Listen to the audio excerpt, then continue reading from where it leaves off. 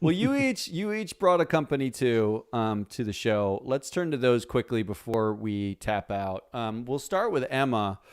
Emma's company. So I had to look them up really briefly. I don't know a tremendous amount about them, but it's hard to even say it because I feel sort of like a douchebag saying it out loud.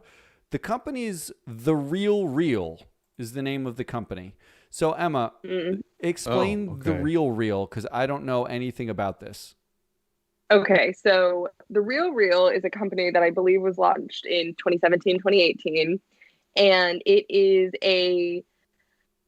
a consignment shop for like upper mid-tier priced clothing. So like it's a lot of designer labels that are familiar to people, but it's all either vintage or consignment, and it's all at a really big discount from whatever the original price was. So that's the concept. They believe in a circular economy, which so they're for the let's see, I have a bunch of things about them. So they're a member of the CE 100 with the Ellen MacArthur Foundation, which advocates for a circular economy. They work with the That's a UN lot of on words. sustainability initiative. Yeah, I'm giving you a lot of words. You're welcome. Let her talk. It's going to be neutral. The whole company is going to be neutral by 2021. It was founded and is currently run by a female CEO. It created a sustainability calculator that shows how much water, energy, waste, whatever you're saving by buying the product you're buying secondhand rather than new. And it's profitable.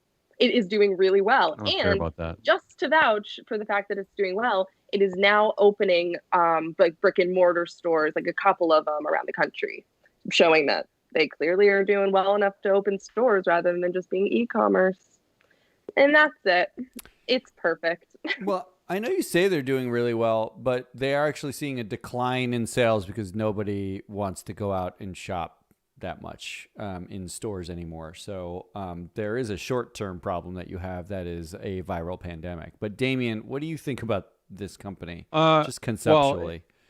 Well, as I said, like I'm in solidarity with Emma moving forward because my only here's what I was thinking when she said it, that this company better be run by a woman, because if it's like, it sounds like a company that should be run by a woman. So I was sold there. The only thing that bugs me is I just quickly opened up their leadership page on their website, and it says The Real Real Management Team, and there's a picture of a black woman, and I got very excited. Like, oh, great.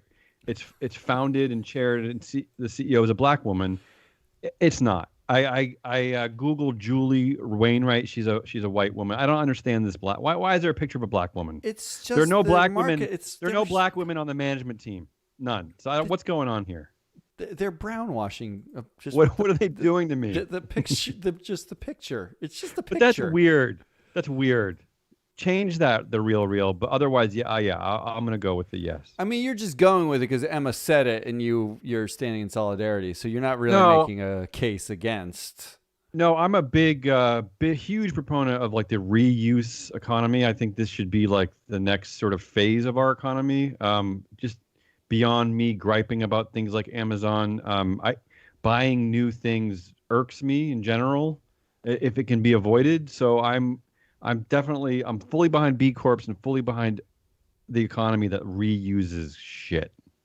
So I want to ask Damien, I want to ask you some things about some governance-y things, that whether or not we should care about them. Okay. First of all, there were threats that they would get delisted. They only IPO'd like a year ago, and they're already getting threatened to get why? delisted. Because of their share price, or why? No, having nothing to do with their share price, having everything to do with non-compliance with listing requirements. Yeah. Should you care about that though if you're investing in them? Because if you get delisted, what are you?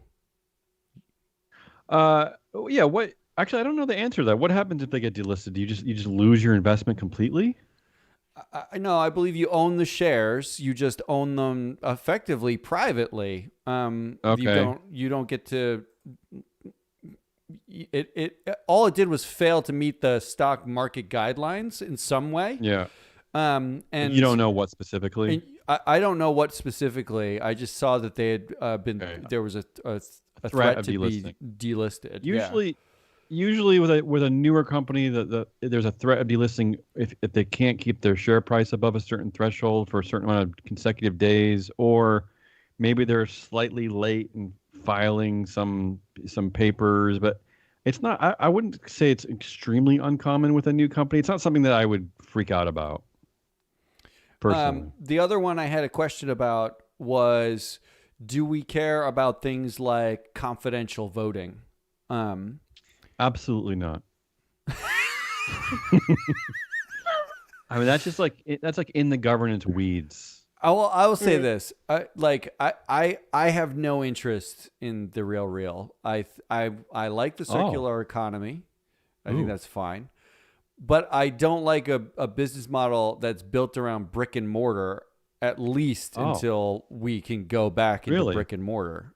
Oh, so you're just talking. And this it's is also built around brick this and is mortar. also what are you talking about? This is what are you talking about? recycling. So they're the big part of their sales channel is through brick and mortar. It's not all online, and they're also recycling. There are better options in my mind than the real. Because in your mind or outside of your mind? No, my wife uses what is the one that they send you a bag of used clothes like every month? Goodwill.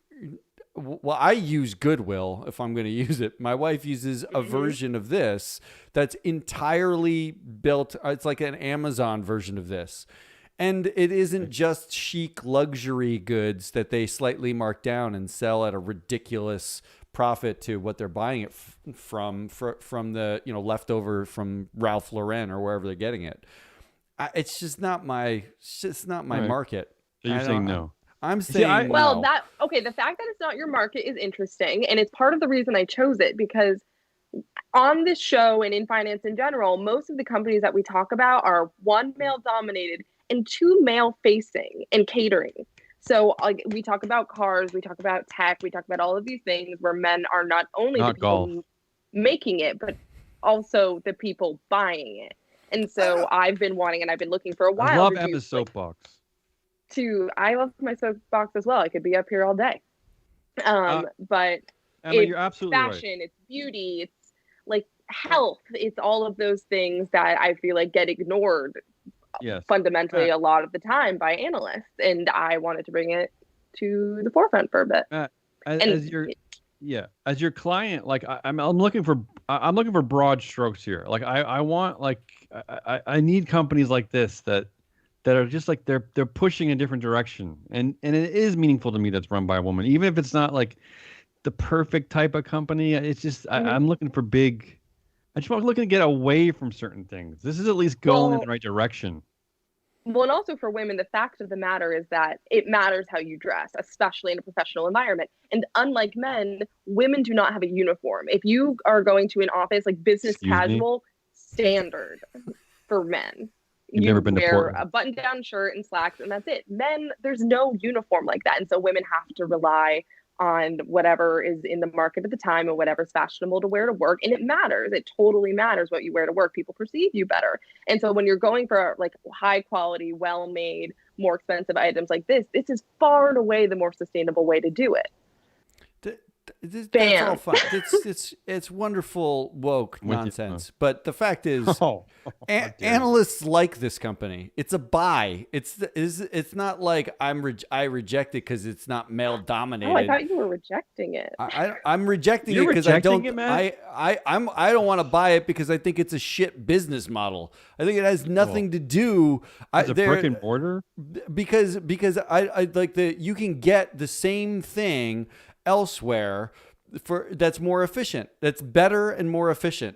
They're like concierge services online where they'll actually send you boxes of stuff. He's crazy. They'll actually send you boxes of stuff that are tailored for you, rather than having to rely on some mixed amalgam of brick and mortar and making deals with the major overpriced retailers to sell their last year's bullshit. I don't know.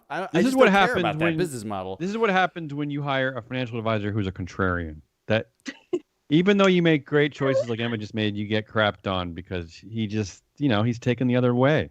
What great choice! There are other I like options.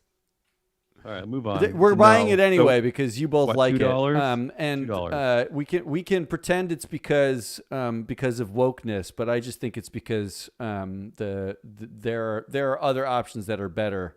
And I'd like to hear names of these other options. Yeah, bring us next week. Next week, I'm going to bring you nothing but fashion and health, like beauty products. Please.